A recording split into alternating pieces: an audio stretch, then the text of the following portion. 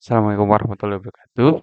Di sini kita akan menjelaskan tentang apa itu proses termal dan apa tujuan dari proses termal. Kenalkan, nama saya Nabhan Nabil Misbahudin dengan NIM A1C022069. Dan saya Muhammad Arjunaja dengan NIM A1C 022067.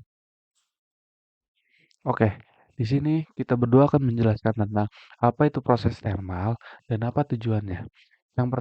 Yang pertama definisinya sendiri itu adalah pengolahan dengan suhu tinggi melibatkan proses pemanasan pada berbagai variasi suhu dan waktu. Prosesnya sendiri dapat dilakukan dalam sistem batch in container sterilization atau dengan sistem continue. Terus, yang kedua itu ada tujuan utamanya.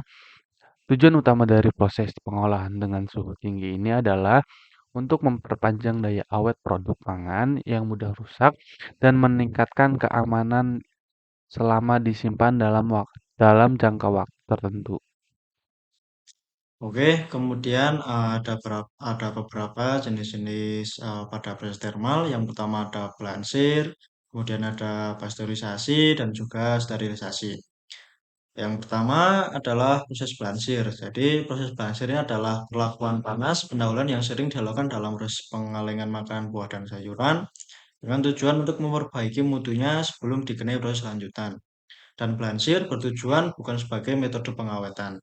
Yang pertama, tujuan dari belansir sendiri adalah mengaktifasi enzim, kemudian mengurangi jumlah mikroba awal, kemudian melunakkan tekstur buah atau dan sayur, dan yang terakhir adalah mengeluarkan udara.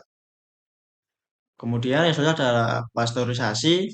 Jadi proses pasteurisasi adalah suatu proses pemanasan yang suhunya relatif cukup rendah, umumnya dilakukan pada suhu di bawah 100 derajat Celcius. Jenis pasteurisasi ada dua, yaitu high temperature short time dan juga flash pasteurization.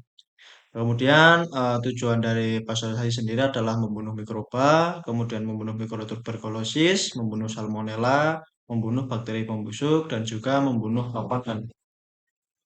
Dan yang ketiga ada sterilisasi komersial. Jadi sterilisasi komersial yaitu suatu kondisi yang diperoleh dari pengolahan pangan dengan menggunakan suhu tinggi dalam periode waktu yang cukup lama sehingga tidak ada lagi terdapat mikroorganisme yang hidup.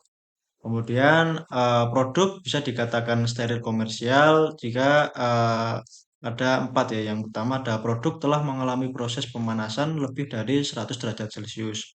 Yang kedua, bebas dari mikroba patogen dan pembentuk racun. Kemudian yang ketiga ada bebas mikroba yang dalam kondisi penyimpanan dan penanganan normal dapat menyebabkan kebusukan. Kemudian yang terakhir ada awet, yaitu dapat disimpan pada kondisi normal tanpa refrigerasi.